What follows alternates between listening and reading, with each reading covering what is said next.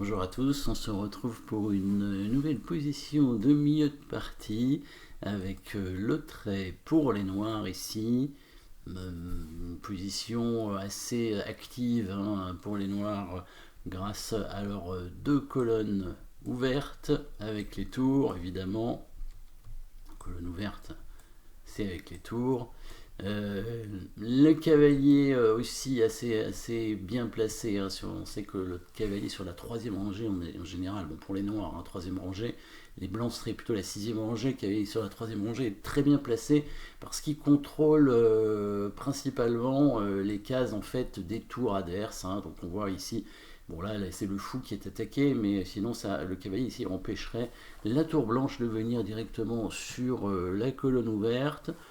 Le fou est pas mal aussi, puisqu'il a la possibilité d'aller des deux côtés sur la diagonale, et même la dame, évidemment, qui est bien placée dans toutes les pièces noires qui sont très actives. Alors on voit ici au niveau du matériel quand même un pion d'avance pour les blancs, mais la position des pièces blanches n'est pas non plus excellente. Bon, protection du roi, ça a l'air plutôt correct, même si attention à la première rangée quand même pour les blancs. Mais le positionnement des pièces blanches n'est pas très bon, puisque on voit la dame blanche qui est sur la même diagonale que les deux tours d'ailleurs. Donc le fou pourrait venir d'un côté ou de l'autre peut-être, alors pas de l'autre parce qu'il ne serait pas protégé, mais on peut déjà imaginer un coup de fou avec une enfilade dame-tour, sauf que si on met le fou ici pour faire l'enfilade, le cavalier serait plus protégé, donc on prendrait la tour, mais on perdrait le cavalier et ensuite le fou.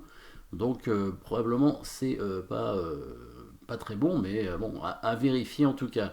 Les pièces blanches sont pas très bien placées. Pourquoi? Parce que le cavalier blanc au bord de l'échiquier n'est pas protégé en plus. Pièce non protégée, ça c'est vraiment très mauvais. Dans des positions aussi ouvertes, avec pratiquement aucun pion central. Pas de pion sur la colonne E, pas de pion sur la colonne C, et un seul pion blanc sur la colonne D, donc ça fait une position extrêmement ouverte. Pièce non protégée pour les blancs, et une autre pièce non protégée, beaucoup moins évidente à voir. Alors évidemment la dame n'est pas protégée, mais ça n'a pas beaucoup d'importance en général. Le seul cas où ça a une importance, c'est quand il y a une possibilité d'attaque à la découverte ou un clouage sur la dame, ce qui ne semble pas être possible. Par contre, le fou n'est pas protégé. Le fou chez les blancs n'est pas protégé, étant donné qu'il est défendu deux fois, effectivement, mais il est attaqué deux fois aussi. Donc 2 contre 2, ça fait 0. Donc c'est comme s'il n'était pas protégé, et ça nous permet probablement de trouver du coup la combinaison grâce à une attaque double avec simplement le cavalier qui va aller prendre le fou. Et si la tour reprend le cavalier, on reprendrait la tour reprendrait, donc à la fin, du coup, ce sera la tour blanche qui ne sera pas protégée, évidemment, et comme il y a un cavalier non protégé chez les blancs, eh ben, on va faire une attaque double avec la dame, on va chercher simplement la case de la dame qui permettra d'attaquer les deux pièces en même temps.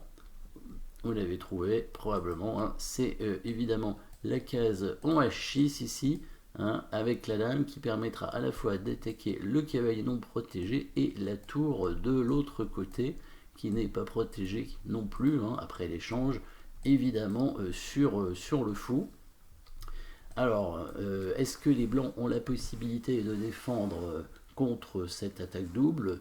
Oui, probablement, puisque la dame blanche pourrait à la fois défendre le cavalier et la tour. Alors la tour ne pourrait pas bouger de la première rangée à cause du mat du couloir, avec la tour noire qui monterait sur la première rangée. Il y aura un mat du couloir, donc la tour blanche ne peut pas bouger, de la première rangée en tout cas. Elle peut bouger sur la première rangée, mais évidemment elle ne défendrait pas le cavalier. Donc la dame va défendre, et peut défendre les deux en même temps en se mettant sur la case en C4. Effectivement, elle défendrait à la fois la tour et le cavalier, sauf que on peut faire une déviation, on peut tenter une déviation de la dame en l'attaquant simplement. Alors deux options pour l'attaquer, on pourrait avancer le pion en B5 pour attaquer la dame, ou on pourrait aussi mettre le fou en B5 pour l'attaquer. Donc quelle serait la meilleure option? Alors fou B5 c'est possible puisque le fou n'est pas prenable à cause de la tour qui est capturée, et puis ce sera mat du couloir avec la tour en plus noire qui peut descendre. En tout cas, les blancs vont perdre la dame et vont être mat très vite. On va voir ça bien sûr.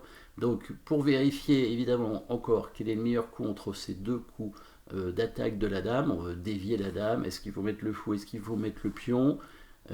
Si on met le pion, le problème c'est que la dame va conserver la défense sur la tour en restant sur la colonne, et elle va bouger en C7 et au passage attaquera du coup le fou qui n'est pas protégé ici.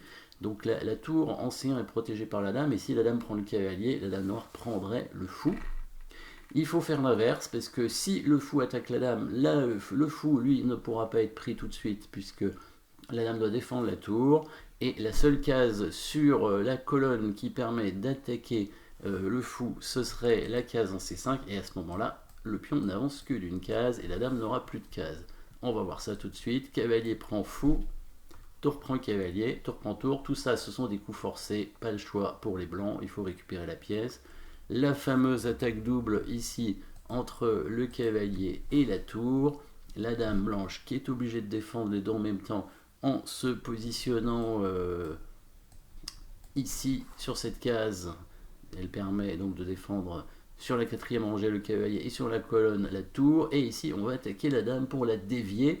Et là, c'est là où il faut faire attention, on n'avance pas le pion, parce que sinon, la dame blanche va se mettre en C7 et va attaquer le fou. Du coup, si on prend son cavalier, il nous prend notre fou, et là, on n'a rien gagné, ce qui est bien embêtant.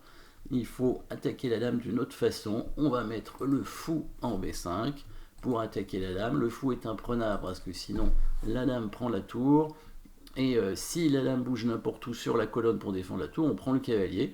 Si elle bouge en C5, toujours pour attaquer le fou, évidemment là si on prend le cavalier, il peut nous prendre le fou, mais on a encore ce petit coup de pion maintenant qui nous permet d'attaquer la dame, et on voit que la dame n'a plus de cases sur la colonne pour attaquer le fou. Les seules cases sur la colonne pour défendre la tour, bon bah par exemple celle-là en C7, ça nous permet tout simplement de gagner le cavalier, et d'obtenir normalement une position gagnante avec une pièce de plus ici. On va assez facilement réussir normalement à arrêter ce pion passé, en mettant par exemple la dame devant ici.